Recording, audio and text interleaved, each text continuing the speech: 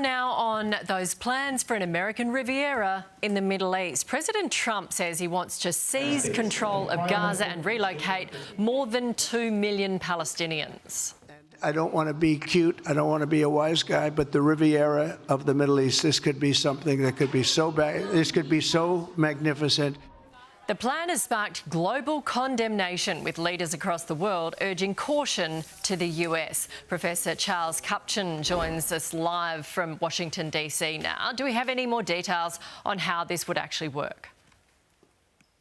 No, we don't have any details whatsoever, and I'm not sure that I would take too seriously the proposal. I think you have to understand this as the somewhat, impulsive outburst of a president who sees himself as a disruptor, and a disruptor that wants to put himself at the center of attention. If this had just been a normal press conference, it wouldn't be on the front page. Front page of the New York Times, Trump says, let's take over Gaza. Here, you and I on the morning news in Australia are talking about what Trump said.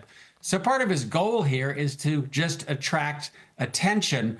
Do I think this is serious? No, because in many respects it runs counter to what Trump has promised. He has said, we're going to get the United States out of quagmires. We're going to bring the troops home.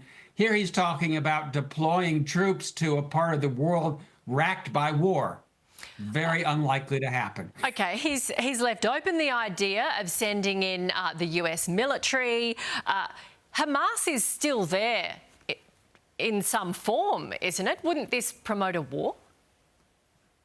Well, I think his idea is that you strike some kind of deal, you drive buses into Gaza, and you drive everybody to Egypt or to Jordan or to who knows where, and then the United States arrives, there's nobody there, and they turn it into the Riviera of the Middle East, and up goes a Trump hotel. I'm guessing that that's what he has in his mind.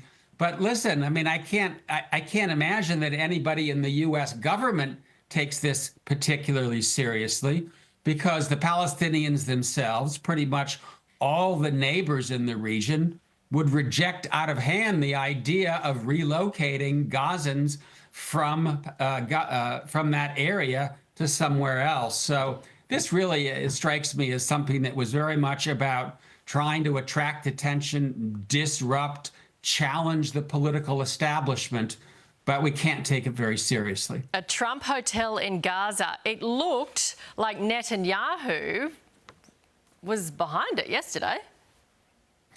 Well, I think Netanyahu, I was watching his face during the press conference, and he was like, what? What's he talking about? And I think he said something like, well, maybe it's worth considering. Are there members of the Israeli cabinet on the far right who would love to deport Palestinians from Gaza? Yeah, sure. But is this really a proposal that has legs and that is going to be studied and people are going to act on it? No. Right now, what we're really looking at is the ceasefire going to hold? Will Hamas and Israel find some way of calling quits to this war? What Trump is talking about is really something that's way, way over the horizon, putting the cart very much before the horse. OK, Professor, we appreciate your insight. Thank you very much for joining us. Here's Shervo.